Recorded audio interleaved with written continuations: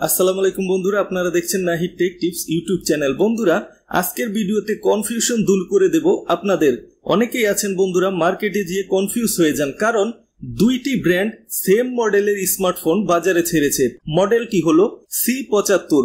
Realme ছেড়েছে Realme C75 নামে, Poco ছেড়েছে পোকো C75 নামে মার্কেটে স্মার্টফোনটি। মডেল সেম হলেও আজকের ভিডিওতে আমরা দেখব কে কোন দিক দিয়ে এগিয়ে আছে, পোকো C75 কোন দিক দিয়ে এগিয়ে আছে এবং রিয়েলমি C75 কোন দিক দিয়ে এগিয়ে আছে।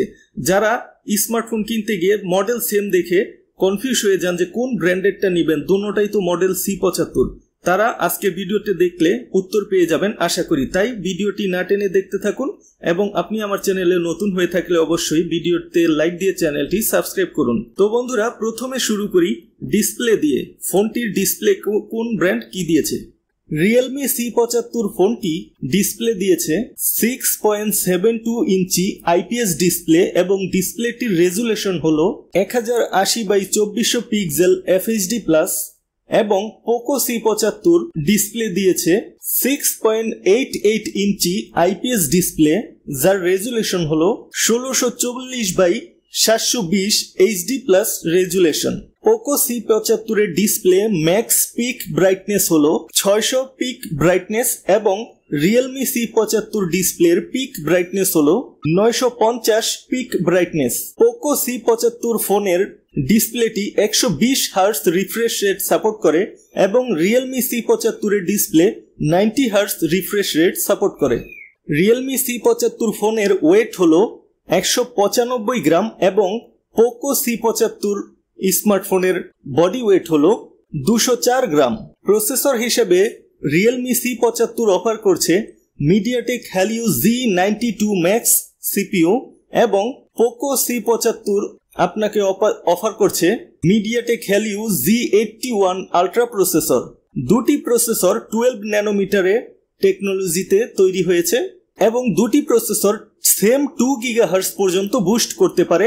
জিপিইউ হিসেবে দুটি প্রসেসরেই থাকছে মালি Z57 MC2 জিপিইউ।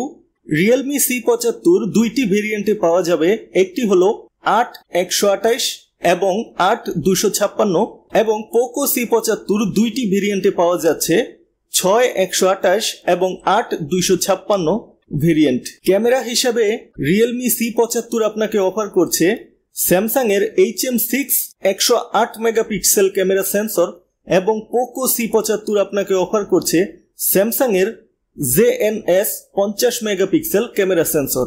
এখানে একটা কথা আছে বন্ধুরা, রিয়েলমি C75 যেই ক্যামেরা সেন্সরটা দিয়েছে স্যামসাং এর, সেটা হলো 2022 সালে অ্যানাউন্স হওয়া স্যামসাং এর ক্যামেরা সেন্সর, যেটি আইসোসেল ফার্স্ট জেনারেশন বা 1.0 দিয়ে তৈরি হয়েছে এই টেকনোলজিতে।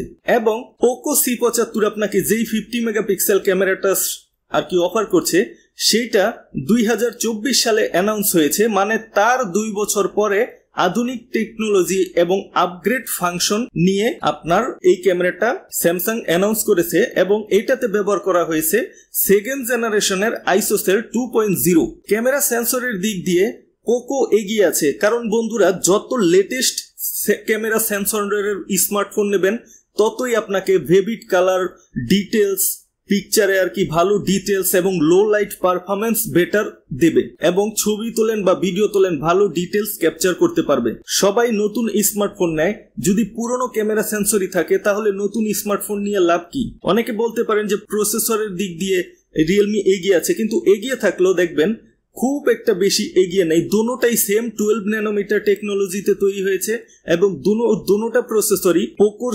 C75 এর Z81 এবং রিয়েলমি C75 এর Z92 সেম 2.0 গিগাহার্টজ এর বুস্ট করে এবং 12 ন্যানোমিটার টেকনোলজিতে দেওয়া হয়েছে। A to Z architecture same, নাম্বারটা অনেক গ্যাপ হলো 19-20 তফাৎ।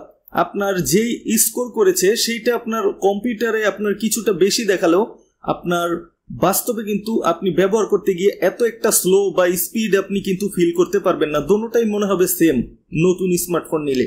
যদি ক্যামেরা ফোকাস থাকে তাহলে 2024 সালে আপনার যেই ক্যামেরা সেন্সরটা রিলিজ পেয়েছে JNS স্যামসাং এর সেটা নেওয়াই ভালো, কারণ 2 বছর আগের টেকনোলজি আর 2 বছর পরের টেকনোলজি আকাশ পাতাল তফাৎ থাকে, আপনারা বুঝতে পারছেন। তারপরের যে বিষয়গুলো জানবো, Poco C75 dual rare camera setup এবং রিয়েলমি C75 এটাও ডুয়াল রেয়ার ক্যামেরা সেটআপ, কিন্তু রিয়েলমি C75 আপনাকে যেই সেকেন্ডারি ক্যামেরা অফার করছে সেটা হলো 2 মেগাপিক্সেলের ম্যাক্রো ক্যামেরা, এবং পোকো যেটা অফার করছে সেটা হলো 0.8 megapixel standard camera. Poco C75 120 frame per second slow motion video record করতে পারে বা অপশন এখানে দেখাচ্ছে, এবং আপনার রিয়েলমি C75 কোনো স্লো মোশন ভিডিও রেকর্ডের অপশন এখানে দেখাচ্ছে না।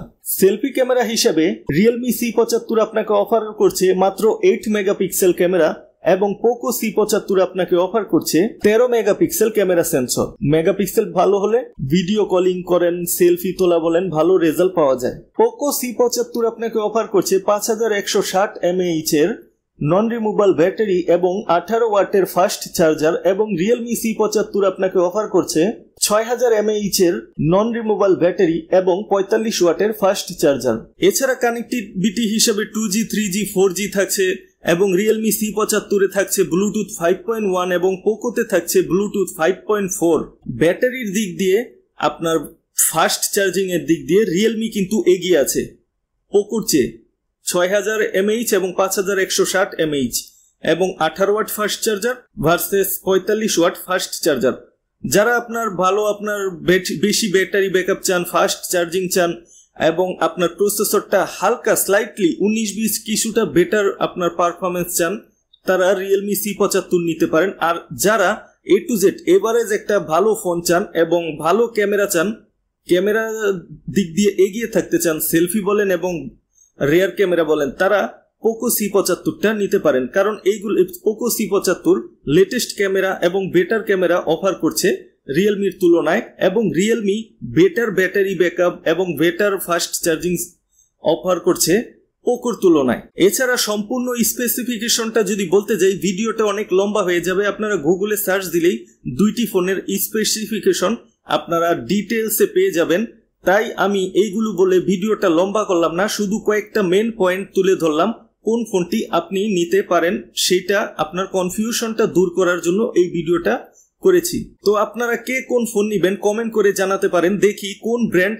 আপনার এগিয়ে থাকে, কমেন্টে করে আপনার ব্র্যান্ডকে আপনি জিতিয়ে দিন। পরবর্তী ভিডিও দেখার আমন্ত্রণ জানিয়ে আজকে শেষ করছি বন্ধুরা, ধন্যবাদ।